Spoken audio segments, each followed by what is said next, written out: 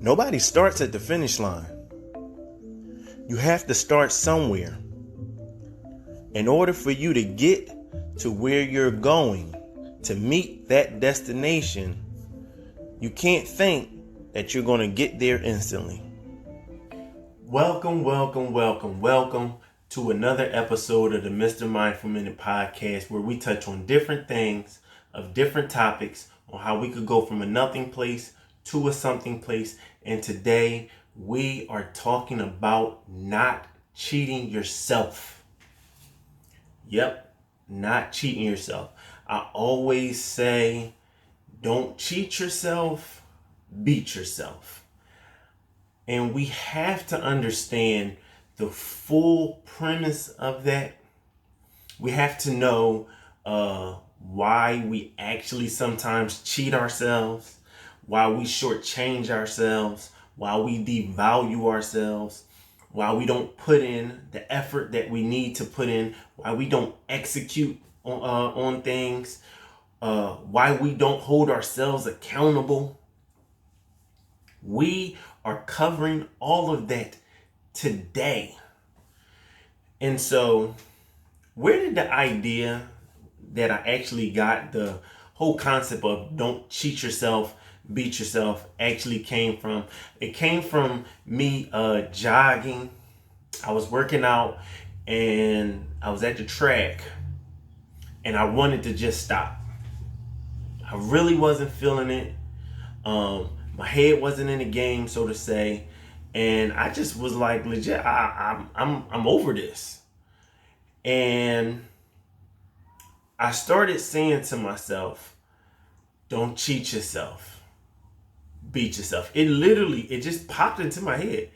Don't cheat yourself, beat yourself. And so I started, as I'm going around the track, I'm like, don't cheat yourself, beat yourself. Don't cheat yourself, beat yourself. And it almost became like motivation and inspiration and encouragement all at the same time to help me continue to keep going. And so it was like when I wasn't feeling it, it felt like my feet was hurting, my shins was hurting. I'm like, oh man, I'm getting so wind, my legs is killing me. But when I started saying don't cheat yourself, beat yourself, I promise you, my feet stopped hurting. My shins stopped hurting. My thighs stopped hurting. I was able to continue to do at least another 5 or 6 laps on the track and still do some exercise routine while I was out there. And so it became a model of mine where I just realized I had to just keep pushing through it. I had to just keep on digging a little deeper within self. How can I dig a little deeper? How can I pull more out of this? Where inside me do I need to tap into in order for me to continue to go? Like, I always have the mindset of growth. Like, what can I do to get to the next level? I always be thinking, well, if I'm not growing, then I'm standing still. And if I'm standing still, that also means that I'm descending if I'm continuously standing still. Because we know that even stagnant water is not good for you. It's still, it's not moving. And so as I have this idea of don't cheat yourself, beat yourself, it really became a mindset. It became a mindset to even where I started even using it in my coaching, in my speaking, and almost like an affirmation word, where it was just like you use that to motivate and boost yourself up. You use that to encourage yourself. Don't cheat yourself, beat yourself. If you're working out, don't cheat yourself, beat yourself. Like, always see how you can push yourself to the next level or push yourself to do a little more than you did before. And obviously not in a way where you're hurting yourself, but where physically you may be giving up or you want to stop, but you just know in your mind and in your heart that you got a little bit more in you. That's when you actually tap into don't cheat yourself, beat yourself. So it kind of comes on the realms of really seeing it from the aspect of like holding yourself, yes, accountable, but also showing up for yourself. Like when I say don't cheat yourself, beat yourself, I really mean show up for you. Show up for you like maybe you never did before. Maybe you need to show up for you in ways that nobody else showed up for you. Don't cheat yourself, beat yourself, because you're deserving of pushing yourself to that next level. You're deserving of actually seeing the cap that you can actually break off and see your growth and see where you can actually ascend to. We really tend to sometimes limit our abilities because of our thinking. And so if you remember what I was saying, when I was just having that self-talk of, man, I'm not feeling this. Oh, I want to give up. I don't really want to continue to go. I started defeating. I was defeated. I was beating myself. I was beating myself to having the mindset of just, all right, you know what? I'm done. I don't want to do it anymore. And sometimes that's okay. Sometimes, you got to know your limitations. You don't want to be pushing yourself too hard where you kind of break yourself. But that's not what I'm talking about. I'm talking about where you just like, you know what? I know I need to get more done. I know I can actually do more because I've done it before, right? You like, I've done it in the past. I don't even know. And we know that where your focus goes, your energy flows. And I'm going to say that again. Where your focus goes, your energy flows. And so if your focus is on, I'm tapped out, I'm burned out, I'm fed up, I'm done, I promise you, your energy is going to go there. But if your focus is, I'm going to push a little harder, I'm going to do a little more, I'm going to go a little further, then your energy is going to go there as well. We literally channel the direction that we go in by what we focus on. If you think about it, anything that is focused on solely, that image comes in very clear. And so where our mental focus is at, that's where our physical body will focus on, and that's what will come clear to us. So my brother tends to say, don't paint on your heart what you don't want to create in your mind. And so we have to understand that where we're already channeling all of our energy to, when we're actually funneling all of that energy, that's where we're going to either be productive or we're going to lack productivity. Because if our focus is on execution, if our focus is on getting it done, doing a little more, then it's going to automatically go to productivity, because we're going to be like, don't cheat yourself, beat yourself. Let me go in and get this done. Let me do a little bit more. Let me write a little bit more out. But if your focus is, oh man, I'm going to just give up, you're not going to get really no productivity. You may get something, but it may not be what you need for you. And that's what it really is all about.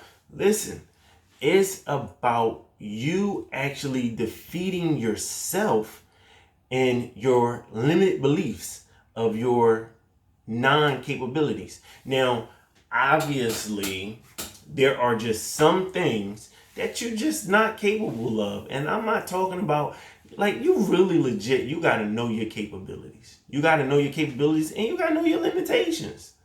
Like, if you know that it's, if you at your breaking point, don't push yourself no harder, because you're going to break. And you may not be able to recover from that break.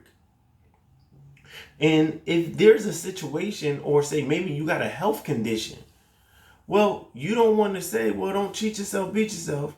And then you know that you're making your condition worse. No. Again, know your limitations. Like, and just know your abilities, right? I'm not talking about anything extreme. I'm talking about where you know you can get more results if you stay a little more focused, if you actually grind it out a little bit harder, if you actually did a little bit more, if you didn't stop right now and say maybe stop a little bit later. You'll get more done. Obviously, you'll get more done, but it's not about the length of time. It's about the channeling of the energy or the effort. So again, don't cheat yourself, beat yourself. Don't think that just because you're doing something for a length of time, well, that length of time that you're doing it, it doesn't matter if you don't really have no real isolated energy. If you're not really honing it in, you're just spending a lot of time. That's like a person that goes to the gym for 3 hours, but they do a little bit of the walking, they leaning on stuff, they on the phone. That's not going to matter. You're not impressing nobody by going to the gym for 3 hours, but in that 3 hours, you only do about 30, 45 minutes of working out. Why not just go in there and really go hard, put a lot of effort in for maybe the next 20 minutes, and then you roll, and then you stop. Not, at least I'm doing something.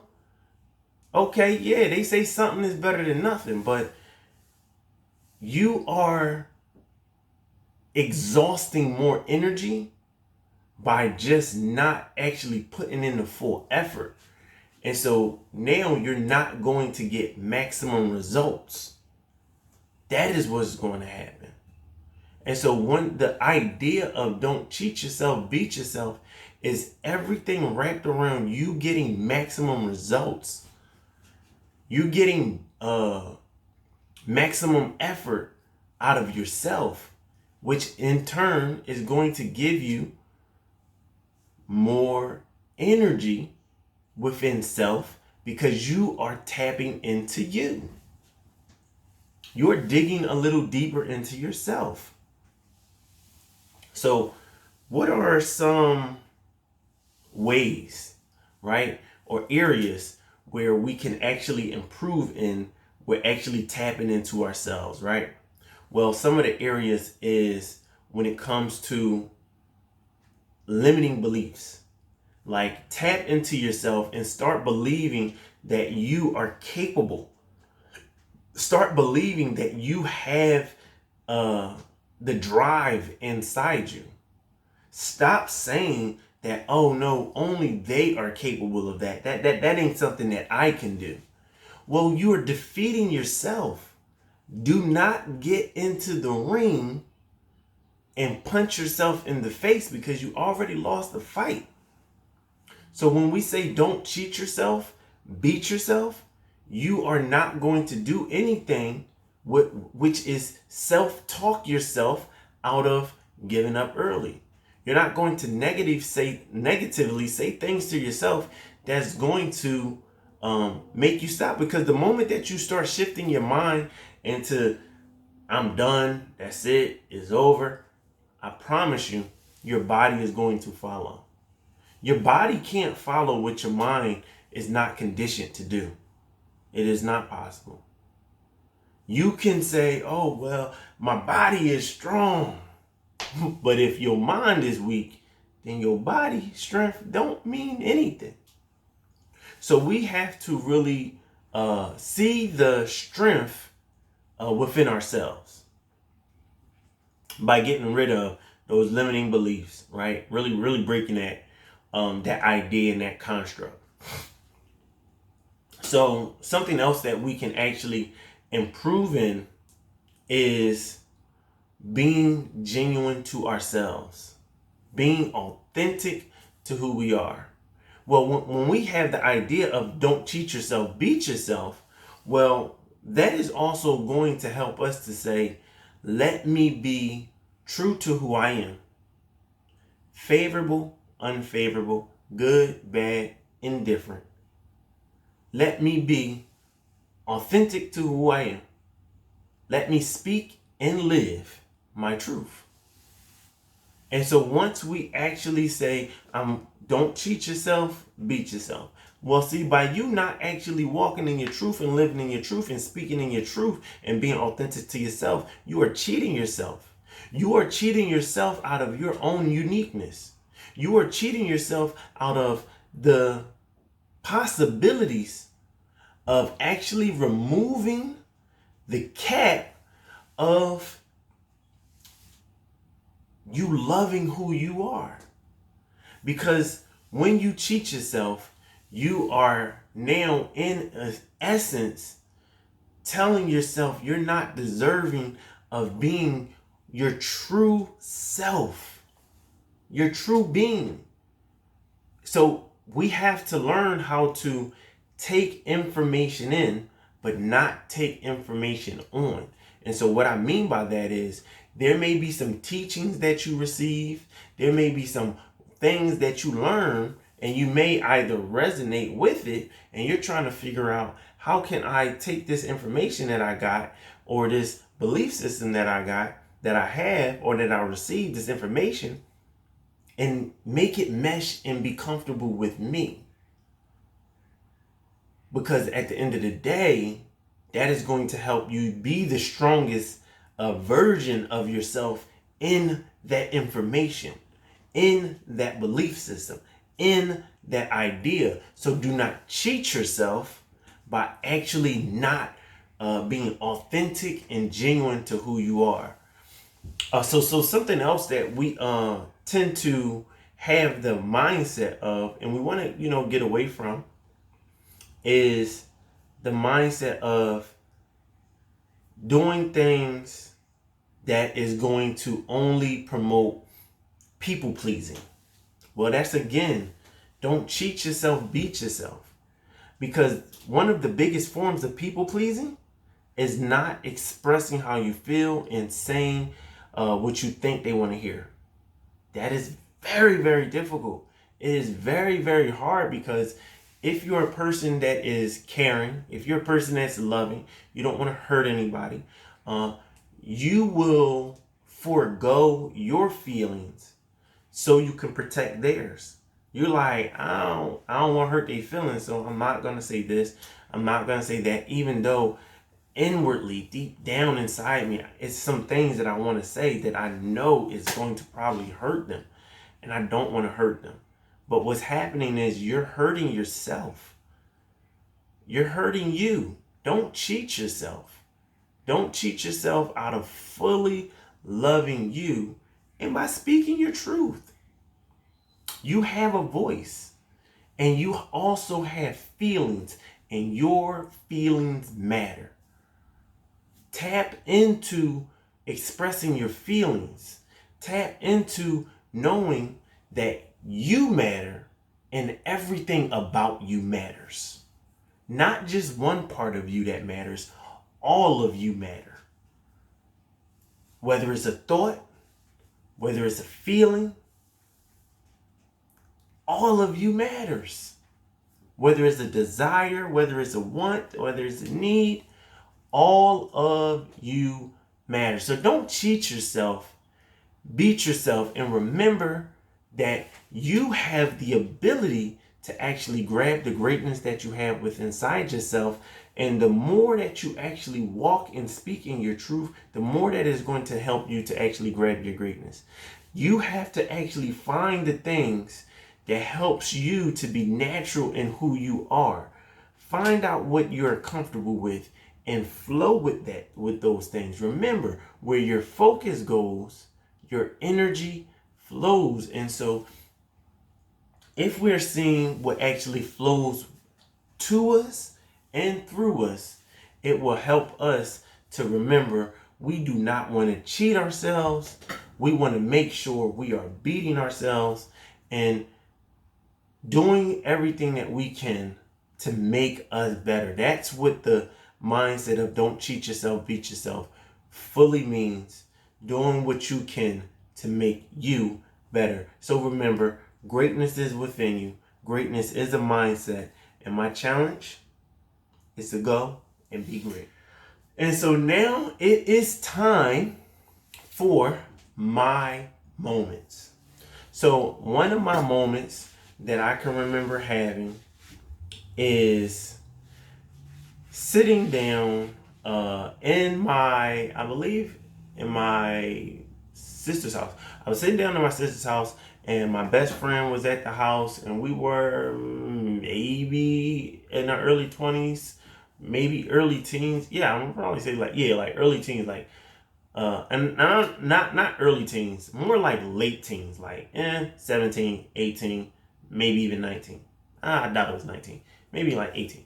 And so I'm living at my sister's house, and my best friend comes over, and me and him kicking it for a little while. We've been best friends since we were probably like in like the first grade. And he was like, all right, bro, about to leave. And at the time, I'm like, oh, why you leaving? Like, I didn't even know how to express, like, no, like, stay for a little bit longer. You know, my peoples might take you home. He like, nah, I'm just ready to go. And I was just like, I guess this is just a guy thing. Like, we was playing a game, and next thing you know, we went from playing the game, and when he was about to leave, I said something smart to him. And he was like, bro, I'll beat you up. And I'm like, yo, what? And next thing you know, we like tussling and fighting and stuff. And, you know, obviously we friends. And so it wasn't like I was trying to knock his head off his shoulders, or he was trying to knock my head off my shoulders or whatever. But I guess that was just our way of challenging our masculinity, or whatever you want to call it. And he like got the best of me, and I guess I was like, oh no, it's about to get for real. And he's fast, and I was, you know, kind of a stocky guy, and I swung on him. And when I swung on him, he ducked down and I missed, and he jumped back up and was like, boop, boop. But he didn't even hit me, right? It was so fast, and the wind speed was so fast, I thought I was going to get hit in my head, knocked back 2 times, and I just fell down. And he was like, yo, I didn't even hit you, man. I was like, man, I just felt like I was going to get hit. And the fight was over after that. I just fell out. And I just started cracking up. We just started laughing. And so that was just one of my moments where, you know, it showed the true authenticity of our friendship, because we were able to actually have like an altercation and just like, you know, still laugh at the end of it and everything. So shout out to my man Jared, you know, love him to life. And but that just is my thought process. That was just one of my moments. And so remember, on that note, go be great. You're in control of how you feel. You're in control. You are the determining factor of your feelings. No one else can control how you feel. Remember, you're in control how you feel. So control your feelings.